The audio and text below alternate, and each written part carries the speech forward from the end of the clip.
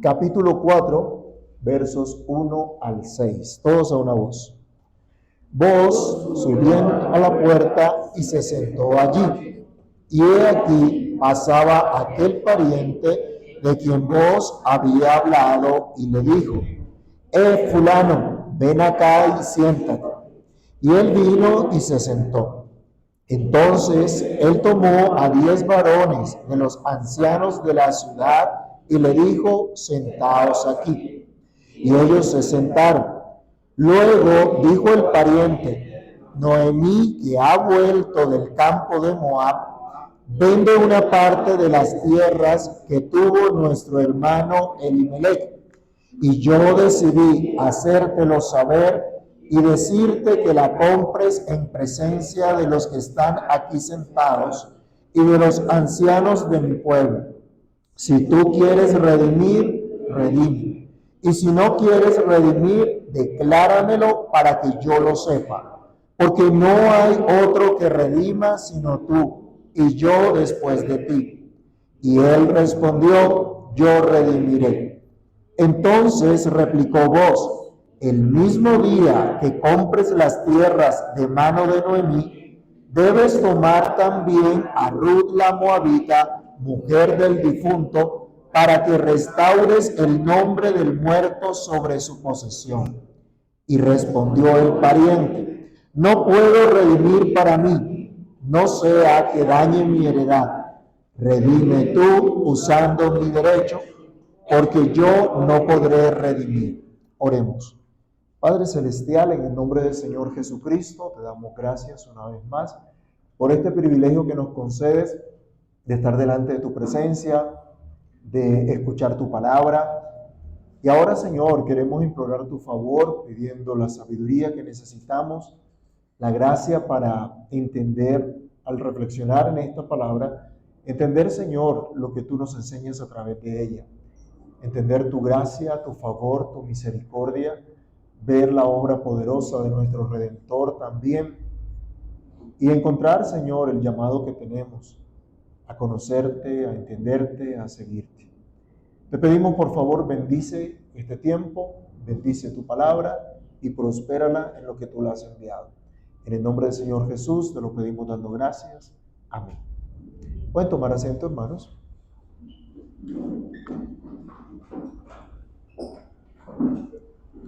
Y hemos visto hasta acá que Ruth ha tenido que descansar después de hacer lo correcto. Ella recibió una promesa fiel, ella recibió una señal segura de esta promesa. Para ella era tiempo de esperar. Ya Dios había provisto todo eso, todo lo que ellas necesitaban, ya Dios lo había provisto mientras estuvo espiando. Y había un pariente cercano que la había protegido y que había empeñado su palabra, y este pariente era digno de confianza. Ahora, Ruth sale de la escena y entra Booz en calidad de defensor de las viudas y el que toma la causa de ellas delante de las autoridades del pueblo para hacer valer sus derechos dados por Dios. Hemos visto a Ruth y a Noemí como mujeres de fe, como mujeres prudentes, decorosas, sufridas. La fama de Ruth es buena fama en todo el pueblo. Su amor por su suegra, a quien tiene como madre, ha sido demostrado. Y son ejemplos de la fidelidad que el creyente está llamado a exhibir, fruto de su confianza en el Señor, bajo cuyas alas se han refugiado. Pero ahora el papel protagónico lo toma el pariente redentor, Booz, quien, cumpliendo con su promesa, viene a la ciudad a resolver el asunto en el cual empeñó su palabra. Y es en estas acciones del pariente redentor en las que debemos reflexionar el día de hoy, sin dejar de ver a nuestro amante redentor, a nuestro Señor y Salvador Jesucristo, y ver lo que Él ha hecho por su pueblo. Considerando, entonces, a la luz de este pasaje, vamos a hablar de ese día de redención. En primer lugar, debemos señalar que este día de redención es un asunto de carácter público, no privado. No se realiza en un lugar secreto, donde sale a la luz solamente si se colocan micrófonos o cámaras, como hemos estado acostumbrados nosotros a los escándalos de este gobierno y de los anteriores. La compra de tierras de un pariente empobrecido para mantener la propiedad de la familia, la compra incluso de la mujer viuda sin hijos para levantar descendencia al difunto, de modo que su nombre no fuera borrado por su pueblo, era un asunto de interés de todos. Entendemos que la ley de Dios ha sido dada solamente para su pueblo, ¿verdad? ¿Sí? ¿Es solamente para su pueblo? Para todos. La ley de Dios ha sido dada para todos. El mandamiento de no robarás, ¿para quién aplica? Para todos. Absolutamente todos tienen este mandamiento. Mantener la propiedad privada. Usar los medios legítimos para prosperar personalmente y para buscar la propiedad del prójimo como nos manda no robarás, es un asunto que le incumbe a todos. Así que este acto de redención no se trata de una mera cuestión familiar, no era simplemente arreglar un problema de una familia puntual que debía resolverse a puerta cerrada. Esta situación familiar trascendía a la sociedad, al conjunto de familias que formaban este pueblo. Y Dios estaba protegiendo a todo su pueblo en realidad por medio de la protección de la propiedad de una familia. No robarás. Aquí no hay exprópiese que valga. No robarás. Es lo que dice la Escritura. ¿Cuán importante es esto, mis hermanos? Aquí no estaba lo que nosotros conocemos como la Agencia Nacional de Tierras, definiendo a quién le expropia y a quién le subsidia. Aquí no estaba el gobierno diciendo qué se puede o qué no se puede cultivar. ¿Sí saben que ya también han definido eso? La gente dice, ¿puedo cultivar lo que yo quiera? No se puede, porque el gobierno le dice qué es lo que puede o no. Aquí no estaban haciendo populismo, entregando tierras y haciendo comerciales como los que escuchamos hoy día, que el gobierno ha cumplido con tantos títulos de tierra que ha entregado. ¿Y es que acaso la tierra es del gobierno? ¿De quién es la tierra? Mía es la tierra y su plenitud, dice el Señor, el mundo y los que en él habitan. Acá hay un papel importante de las autoridades, claro que sí, pero no era el de suprema inspección, control y vigilancia de todas las cosas. No era el de suprema potestad para disponer de los bienes de otros. Este acto de compra es un acto de redención favoreciendo a las viudas desamparadas. Es un acto de carácter público que fue llevado ante las autoridades y testigos. El versículo 1 y 2 de nuestro texto señala el modo de proceder de vos ante la ley de Dios y conforme a las costumbres del pueblo que no estaban en contravía a la ley de Dios. En la ley de Dios estaban los principios que debían regirlos. No estaban todos y cada uno de los asuntos en particulares o todos los detalles y las minucias que ellos debían seguir. O en la ley ustedes encontraban que decía que tenían que poner unos bancos a la entrada, a la puerta de la ciudad para sentarse ahí y juzgar. ¿La ley decía eso? No, la ley no establecía eso. Pero actúan conforme a los principios de la ley de Dios. La puerta entonces de la que nos hablan estos versículos era el lugar de encuentro, era el lugar de negocios y era el lugar de justicia en estas ciudades. Veamos algunos ejemplos. Jueces, alguien que me ayude, Jueces 19:15 y leámoslo en voz alta. Jueces capítulo 19, el verso 15 y nos vamos preparándonos Génesis 34:20 y luego Génesis 23 del 17 al 18. Primero, Jueces 19:15, ¿qué dice? Se apartaron del camino para entrar a pasar allí la noche en Gabá. Y entrando se sentaron en la plaza de la ciudad, porque no hubo quien los acogiese en casa para pasar la noche. Llegaban los extranjeros, ¿a dónde? A la puerta, ¿sí? Se fueron hasta la puerta de la ciudad, donde se suponía que debían recibirlos. Todos los asuntos de carácter público se hacían allí. Otro ejemplo, Génesis 34:20.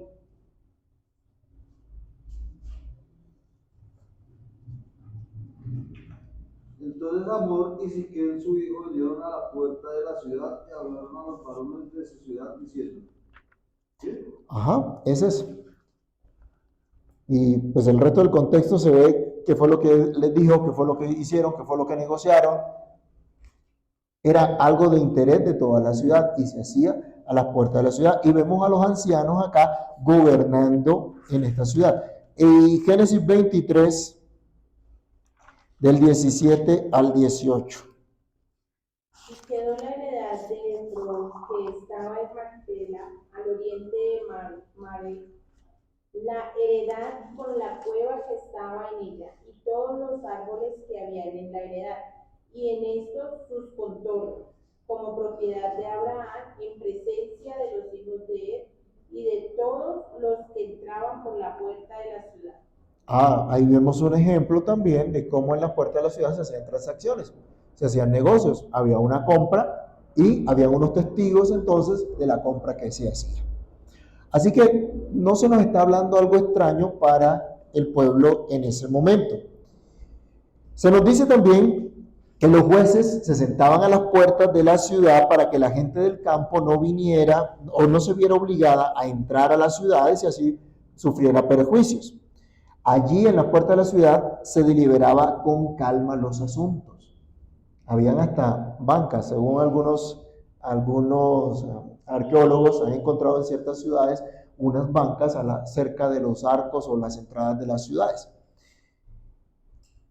Probablemente, en presencia, acá nos dice el texto, en presencia de 10, necesitaban 10 personas como para validar una audiencia pública, 10 ancianos, pero ya de antaño había una costumbre, según Éxodo 18:25, Moisés tuvo que colocar sobre el pueblo jefes, dice, de millares, de centenas y de decenas también había en el pueblo. Así que era algo que ellos entendían. El principio es que había representación, había ancianos que defendían los intereses de toda la comunidad, por decirlo de esa manera.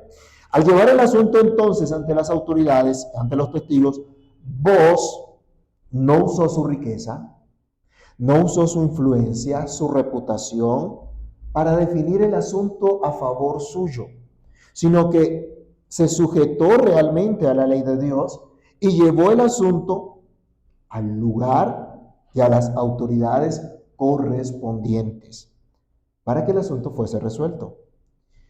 Él no menospreció lo que Dios había establecido. Y a pesar de los posibles temores, a pesar de las posibles fallas que dicho tribunal pudiera tener, él acudió para que la transacción que se iba a realizar se hiciera de forma transparente, de forma justa ante estas autoridades. En este caso, las autoridades eran los ancianos de la ciudad, puestos por Dios mismo para gobernar los asuntos del pueblo. Recordemos, mis hermanos, la causa del Hijo de Dios, la causa de nuestro Señor Jesucristo fue llevada también ante los tribunales de entonces, que no eran precisamente los más honestos, ¿recuerdan? Los testigos que hablaron en contra del Señor Jesús se contradecían unos a otros. Luego ese testimonio no era válido para incriminar a nadie, pero igual lo usaron. ¿Qué hizo Pilatos? Lo que hace mucha gente hoy día, ¿no? Le lavó las manos, diciendo: yo soy libre, yo soy inocente de la sangre de este hombre. Ustedes son los que le dan la muerte y yo les hago caso. Ahí sí hacía caso, ¿no? Teniendo toda autoridad. Bueno, el punto es, mis hermanos, que Dios utilizó estas autoridades y esta forma legal para ejecutar su santo juicio contra el pecado, contra la maldad que ustedes y yo hemos cometido, y cargándolas en Jesucristo, quien fue en nuestro lugar, quien nos representaba, quien iba a defendernos y quien iba a comprarnos, rescatándonos de nuestra miseria, para que tuviéramos no solo perdón de pecados, sino que en Él tuviéramos nombre y tuviéramos herencia. Y esto se llevó a cabo de manera pública. En Lucas capítulo 24, el verso 18 al 19, cuando el Señor Jesús resucita y anda con los dos que iban camino a Emaús, les dice, bueno, ¿y qué es lo que platican ustedes? Y ellos se escandalizan y dicen, ¿y es que acaso tú eres forastero? Eres el único aquí que no sabe todo lo que ha pasado en esta ciudad. Ellos se asombran porque ¿cómo es posible que alguien no sepa si es que eso fue público? Todo el mundo supo lo que ocurrió, lo que pasó. Entonces, miren, Dios ejecuta esto de manera pública. Pero vemos también, esto que fue llevado de manera pública fue llevado con sabiduría y fue llevado con transparencia. El asunto público no era un circo, como suelen hacer los que instalan hoy los mandos unificados, los que recorren el país para escuchar a todo el mundo y resolver los asuntos de manera populista, o transmitiendo su consejo de ministros, o levantando cortinas de humo sobre los casos para desviar la atención de asuntos graves que quieren esconder, tal como los malos gobiernos han hecho en nuestro país y en algunos países vecinos, ¿cierto? Uno que otro ha hecho eso. ¿Has escuchado con el Mazo Dando o con algunos otros programas donde escuchan supuestamente las necesidades del pueblo? Bueno, esto no era un circo. Acá vemos un acto totalmente diferente. Acá vemos el ejemplo que debemos tomar nosotros de usar la ley de Dios para gobernar cada asunto, para gobernar lo que atañe a la sociedad, protegiendo la propiedad de cada cual. Nos dice un comentarista que en todo lo que ha corrido del libro, hemos visto a vos, diligente en sus negocios, ferviente en espíritu, cortés, rápido para percibir la bondad de los demás, dispuesto para alentarla y elogiarla, generoso y hospitalario, sabio y prudente, y con un espíritu completamente bajo control, en lo que de otro modo podría haber sido la hora de la tentación, actuando siempre en la presencia de Dios. Y de acuerdo con este comentario, nosotros podemos añadir también que a la hora de tratar públicamente este asunto de redención, de Ruth, de Noemí, de sus bienes, de sus tierras, no sería la excepción para actuar de una manera diferente. Otro comentarista nos advierte sobre la actitud y la conducta de vos y dice, he aquí un verdadero israelita en quien no hay engaño. Sabía de la preferencia que tanto Noemí como Ruth sentían por él. Era consciente de que ya no miraba con indiferencia a esta hermosa hija de Moab, que había venido a confiar bajo las alas de Jehová. Y estaba dispuesto a pagar incluso más por la redención de la herencia de su pariente más cercano. Pero no iría más allá, ni defraudaría a su hermano, ni se aprovecharía en lo más mínimo de su ignorancia, ni de la preferencia de Ruth. Todo era transparente, todo era honesto. Su refinado sentido del honor no se veía mermado ni por la codicia, ni por la inclinación, ni su conciencia le permitía, aún buscando un fin bueno, generoso, recurrir a prácticas deshonestas. ¿Han escuchado por ahí que el fin justifica los medios? Esto es falso. Eso es incorrecto. Qué gran ejemplo de honor tenemos acá. Qué gran ejemplo de un actuar ecuánime. Así presenta vos su causa ante las autoridades. ¿Cuánto necesitamos en estos tiempos hombres ecuánimes, cuya palabra sea honorable, cuyo honor se manifiesta en sus acciones y no meramente en sus palabras? Otro autor también nos habla de cómo fue este trato del asunto público, y nos da un ejemplo y nos llama la atención. Miren esto, hermanos, ahí está pues el tribunal de justicia. Qué sencillo, qué primitivo, sin abogados, sin formularios costosos, sin largas discusiones retóricas, sino una reunión tranquila y deliberativa en la que las personas involucradas se sientan y discuten todo el asunto. Y decía este autor, quizá muchos asuntos complicados se aclararían pronto, muchas disputas se resolverían rápidamente si en primer lugar la gente las sometiera a una junta de arbitraje de este tipo. Si nosotros entendiéramos lo que la Biblia establece de la manera como se debe gobernar la iglesia, si en la iglesia el consistorio funcionara como debe funcionar y cada familia entendiera la función del consistorio, tendríamos familias más comprometidas, más dedicadas, más edificadas, más consolidadas. Pero como cada quien quiere hacer lo que le da la gana, y en mi casa mando yo y punto. No, pero la Biblia dice, ¿qué? La Biblia dice que nada. ¿A quién mando yo? Esa es la actitud de mucha gente. Y si se le llama la atención a la iglesia, ¿qué hacen? Por aquí, ¿quién más derecho? ¿Cómo voy a aguantar yo eso? ¿Y por qué tengo que ir al consistorio? Mi vida no tiene por qué saber del consistorio. Sí. Usted no tiene que estar en el consistorio cada rato pidiendo opinión para tomar ciertas decisiones. Pero hay ocasiones en las que es necesario que el consistorio intervenga, porque usted es un cristiano, porque usted hizo un compromiso delante de Dios, porque usted dijo que usted seguía a Cristo. Y el consistorio tiene que velar porque su vida espiritual esté conforme a lo que dice Cristo. Pero a veces toca andar pisando como en cascaritas de huevo, ¿cierto? No vaya a ser que se rompan. Qué cosa, qué delicado, ¿no? Hermanos, no podemos dejar de pensar en todo este actuar de vos y de estos ancianos, en nuestro glorioso Redentor. No podemos dejar de ver a nuestro Salvador, quien a pesar de decirle al Padre, si es posible, pasa de mí esta copa, también le dijo al Padre, no sea lo que yo quiero, sino lo que tú. Y de este modo, el Señor Jesús, recuerden, no hizo oposición cuando de parte de las autoridades lo llamaron, lo capturaron, lo enjuiciaron y finalmente lo condenaron.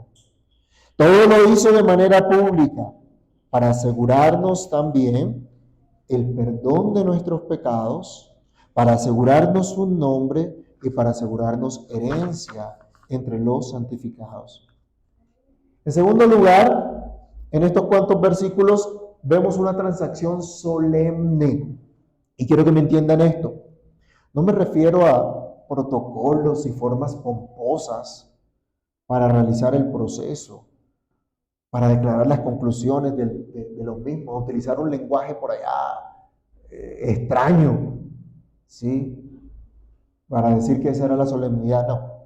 Me refiero al carácter de lo que se está haciendo, puesto que al hacerlo conforme a la ley de Dios, tendría sanción del mismo cielo. Y creo que a pesar de las fallas de la justicia de estas autoridades de entonces, algo del principio dado por Dios permanecía en ellos, que trabajaban como autoridad, como testigos. En Deuteronomio 1, del 9 al 18, Moisés le recuerda al pueblo que cuando salieron de Egipto, Dios lo guió a través de su suegro Jetro a poner jueces sobre todo el pueblo. Y que los jueces tenían que juzgar no en lugar de hombres, sino en lugar de Dios. Y tenían que saber lo que estaban haciendo y debían tener muchísimo cuidado en lo que tenían que hacer. Así que esto todavía había un recuerdo en este pueblo de Belén. Leamos nuevamente los versículos 2 hasta el 4 de nuestro texto. Entonces vos tomó a 10 varones de los ancianos de la ciudad y dijo, sentaos aquí. Y ellos se sentaron. Luego dijo al pariente, Noemí, que ha vuelto del campo de Moab, vende una parte de las tierras que tuvo nuestro hermano Elimelec. Y yo decidí hacértelo saber y decirte que la compres en presencia de los que están aquí sentados y de los ancianos de mi pueblo. Si tú quieres redimir, redime. Y si no quieres redimir, decláramelo para que yo lo sepa. Porque no hay otro que redima sino tú y yo después de ti. Y él respondió, yo redimiré. Una transacción conforme a la ley de Dios. Según la misma ley, en Levítico 25, ustedes lo pueden encontrar del verso 25 al 28, si algún israelita por su situación de pobreza vendía sus posesiones, el pariente más cercano tenía el derecho de redimir esa tierra pagando por el valor en número de años que faltaban para el jubileo. ¿Se acuerdan? El jubileo cada 50 años. Entonces, si alguien había vendido la tierra y desde que la vendió habían pasado 10 años, ¿cuánto faltaba para el jubileo? 40. Entonces tenían que pagarle al que había comprado por esos 40 años que faltaban para el jubileo. O sea, era una platica, ¿no? Que había que invertir ahí. Vos le anuncia este derecho a este fulano, que en la Biblia se llama Gaal, porque era el pariente cercano, o el redentor, para darle la opción que la ley garantizaba para redimir la tierra.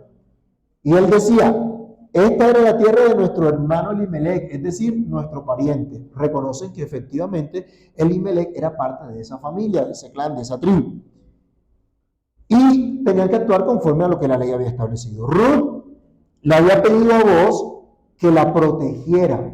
¿Se acuerdan? Cuando estuvo en la era, cuando le dijo, extiende tu capa o el borde de tu manto sobre tu sierva. Ella había pedido que la protegiera porque era pariente cercano. Pero Booz lleva el asunto ante las autoridades buscando que sea protegida Ruth, que sea protegida Noemí, que sean protegidos sus bienes, los bienes de los difuntos, conforme a lo que se había establecido en la ley de Dios. Hermanos, notemos acá que era obligación, era responsabilidad de las autoridades velar porque se llevara a cabo tal redención de manera transparente y de manera adecuada. Al final del pasaje vamos a ver los deseos de la gente como especie de oraciones, seguramente los mismos ancianos lo dirían también, que demuestran el entendimiento de que la transacción que se estaba llevando a cabo era una transacción sancionada por Dios mismo. Una y otra vez encontramos a Booz insistiendo en hacer las cosas como deben ser. Cuando Ruth le pide que la ayude, que la redima, él no le dice, listo, vámonos para casa, ya eres mi esposa.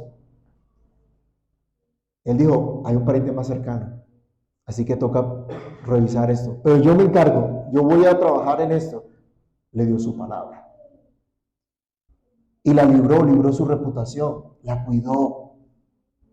Buscó hacer las cosas al derecho, no al revés. Buscó hacer las cosas como Dios manda, no como la circunstancia le apremiaba. ¿Cuántas veces nosotros hacemos las cosas torcidas porque es que la circunstancia me obligó, cierto? Ay, pastor, lo que pasa es que usted no estuvo en mi situación, entonces por eso no entiende. Aquí vemos a un hombre actuando bajo principios, no bajo la circunstancia. Aquí vemos a una persona buscando agradar a Dios antes que a los hombres. Aquí vemos a alguien comprometido realmente con Dios y con mostrar el carácter de Dios a los demás. ¿Será que como cristianos tenemos algo que aprender de acá? Él no buscó aprovecharse de nada. Con paciencia, sabiduría, firmeza, presenta la causa de las viudas para que pronto se les haga justicia y sean cubiertas de la provisión que la ley misma daba para ellas. Redimir a Ruth, las tierras de Noemí. Mis hermanos, obviamente vemos en Booz una sombra del carácter de nuestro Redentor. Pero es tan fuerte esta sombra que podemos apreciar la amorosa redención de nuestro Salvador, que sin demoras, en el cumplimiento del tiempo señalado por el consejo divino, se hizo hombre y habitó entre nosotros para redimirnos. Y no vino de cualquier manera, ya sabemos de su humillación. Ya sabemos de su sumisión a la ley de Dios en calidad de nuestro representante para hacer todo conforme a la ley de Dios, para vivir en todo aspecto conforme a la ley de Dios e incluso sufrir el castigo que la ley demanda por toda clase de pecado, por toda clase de infracción a la misma. cosa que hizo en lugar nuestro. Nosotros infringimos la ley de Dios, cometimos los crímenes contra Dios, pero Cristo llevó el castigo en nuestro lugar. Varones aquí, ¿qué tan diligentes estamos siendo para atender nuestros deberes?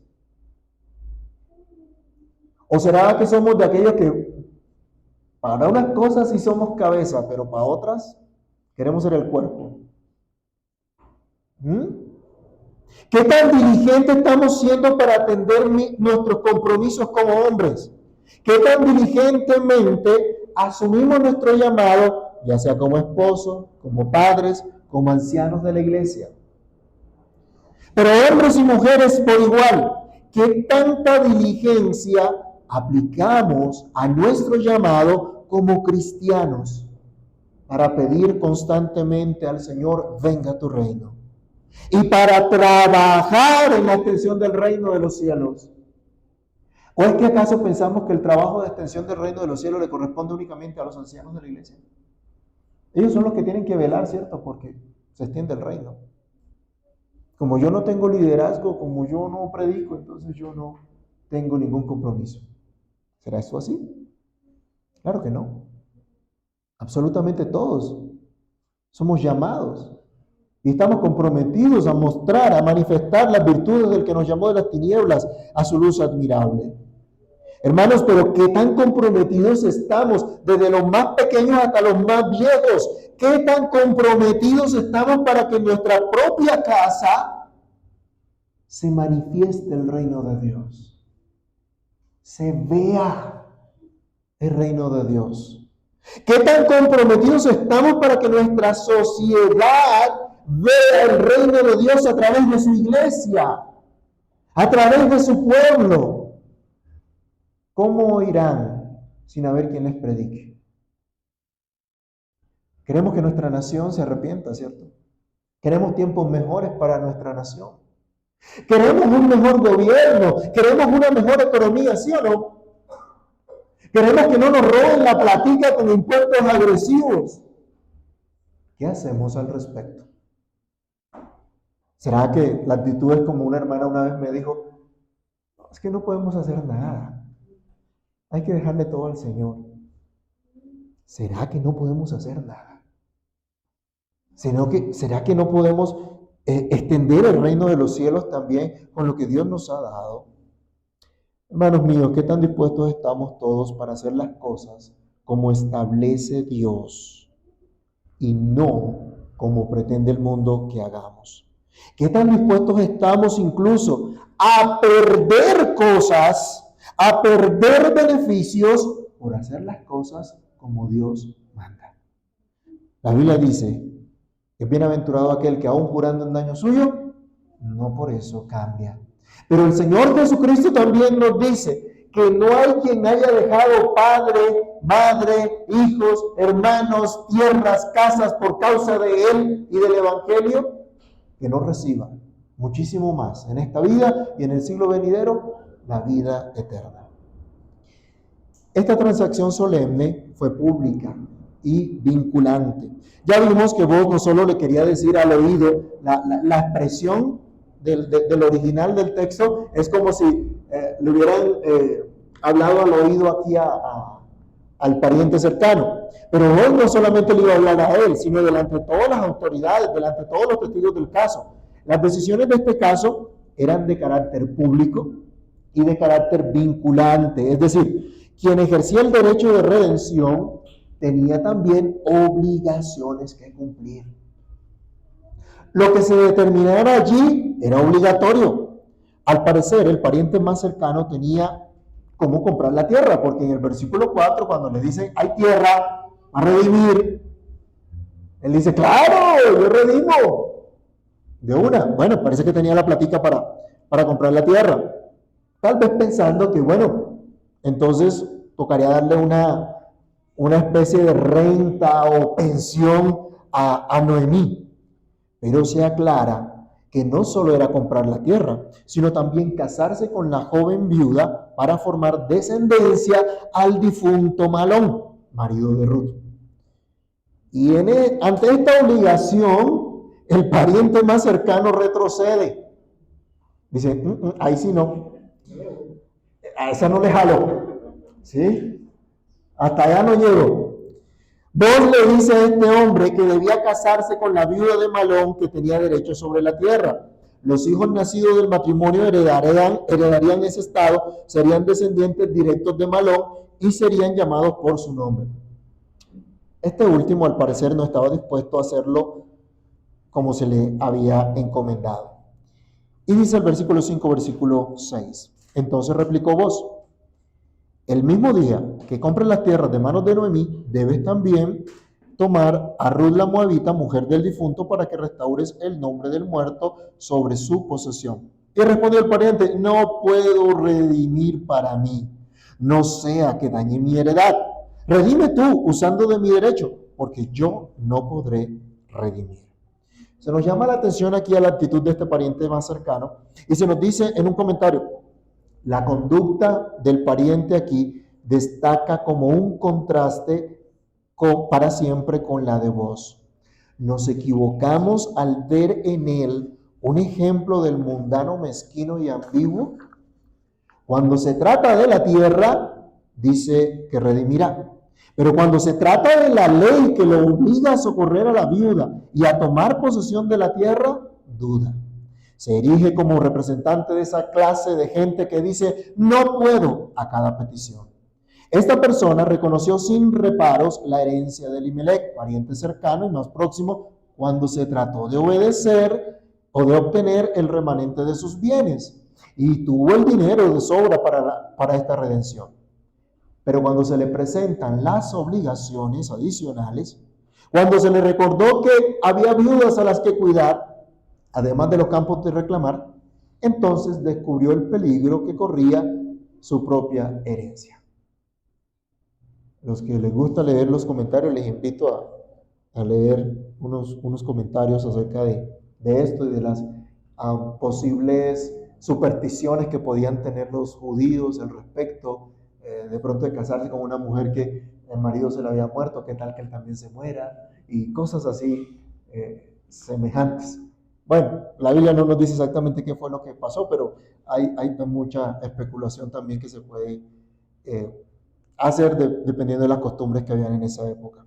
Lo cierto acá es que este hombre no fue precisamente de aquellos que aún jurando en daño suyo no por eso cambia. Se parece más a los oportunistas que se muestran como soluciones a las necesidades del pueblo, pero que no están dispuestos a cumplir sus propias obligaciones. Algo como yo no lo crié, ¿se acuerdan? ¿Escucharon por ahí? Así como los que toman el dinero de otros para hacer obras de misericordia o justicia social, pero no sacan de su propio bolsillo para hacer las obras de misericordia, para darle a los pobres, que les sirven simplemente para mantenerse en el poder. Este hombre no quiso perpetuar el nombre de su pariente muerto sobre su pueblo tal como la ley lo demandaba.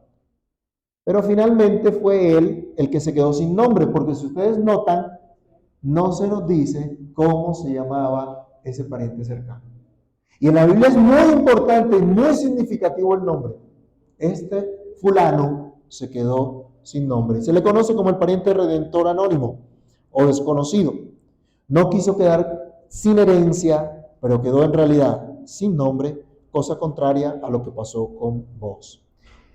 Y lo último es que esta transacción solemne era de efectos inmediatos. Regresándonos un poquito en el versículo 5, se nos llama la atención que la redención sería completa, sería inmediata. Él le dice, una vez compres de Noemí, una vez que tengas de la mano de Noemí las tierras, también te casas con Ruth. También tienes esta obligación. Él compraba la viuda, redención era compra. Así que también era comprar a la viuda. Pero no, de pronto no nos suena muy bonito a nosotros eso de que compró a una mujer, ¿no? Pero es que hacía parte de la transacción, porque era recuperar los bienes de un difunto para que no se perdieran en otra familia y recuperar a esa familia. Y había que pagar un precio por esa familia y por esos bienes. Ahí estaba incluida ella, así que era una compra también. La redención de la tierra de Noemí, la redención de la viuda de Malón, era un paquete completo. ¿Se han escuchado las promociones de paquetes? ¿Que le ofrecen más de una cosa? Bueno, aquí había un paquete completo. No era solamente la tierra, era la viuda también. Y sabemos para qué era que se redimía también la viuda. Era una transacción de redención completa, cosa que el pariente más cercano no acepta y cede su derecho a vos. Esa redención que traía obligaciones al Redentor traía efectos inmediatos. Me gusta esto, hermanos. No era necesario una transacción pública en Belén. Una escritura pública. No existía la oficina de instrumentos públicos que demorara 2 meses para expedir una certificación. Los que han tenido que comprar casa saben de qué les estoy hablando. No había que pagar en una notaría para que autenticara las firmas del contrato público celebrado. No había que pagar un impuesto por la transacción. No había que pagar impuesto predial, ni siquiera impuesto al patrimonio, porque la tierra no era de las autoridades, sino de Dios, que las entregó a las familias. No sé cómo insistir en esto y que lo tengamos claro aquí y que lo demos a conocer y que lo instruyamos a nuestros hijos en esto, para que, si Dios permite, un día de este país desaparezcan esos impuestos que son un robo. El impuesto predial es un robo, porque la tierra no es del gobierno, la tierra es de Dios. Y Dios nos la dio a nosotros. Habrá seguramente alguna forma honesta de impuestos, pero que nos pongan impuestos por lo que Dios nos dio, eso es un robo. Vos anuncia que al momento de recibir la tierra, se recibía también a Ruth como esposa para restaurar el nombre del muerto sobre su posesión. Así, legalmente Ruth dejaría de ser extranjera y viuda para ser la esposa del pariente redentor y buscar descendencia al marido muerto y mantener una familia y su posesión. No podemos dejar de ver otra vez, mis hermanos, los efectos de la redención efectuada por Cristo por nosotros, por su pueblo. La redención efectuada por Cristo en la cruz tiene efectos inmediatos. Al representarnos en esa cruz, Él nos toma como su propiedad. Él nos compra. Su perdón, su nombre, su herencia, ahora son nuestros. Por nuestros pecados sabemos que solo merecemos condenación eterna. Ustedes y yo tenemos clarito que lo único que merecemos nosotros por nuestros pecados es el fuego eterno, el infierno, por haber ofendido al Dios Santo, por haber cometido crímenes contra Él. Pero la buena nueva nos dice que Cristo nos compró con su sangre. El precio que pagó Cristo fue su sangre. Nos redimió y ya no hay condenación para los que están en Cristo Jesús. Ahora le pertenecemos y en Él tenemos nombre y tenemos herencia. Debemos continuar en esta reflexión, Dios mediante, la próxima semana. Pero por el momento recordemos este maravilloso día de redención como un asunto público que fue llevado ante las autoridades de manera sabia, de manera transparente. Recordemos este día de redención como una transacción solemne que contó con la sanción divina, porque se conformó a la ley de Dios, pública y vinculante y de efectos inmediatos. Todas las cosas que observamos en esta transacción, en esta redención, nos deben llevar a pensar en la obra de nuestro Señor Jesucristo a nuestro favor, a favor de la iglesia, a favor de sus escogidos. Cristo es nuestro verdadero pariente redentor, quien se ha hecho nombre glorioso, quien nos ha rescatado por amor desde su propia vida, que entregó por nosotros para rescatarnos a nosotros. Pensemos en esto y seamos agradecidos. Oremos.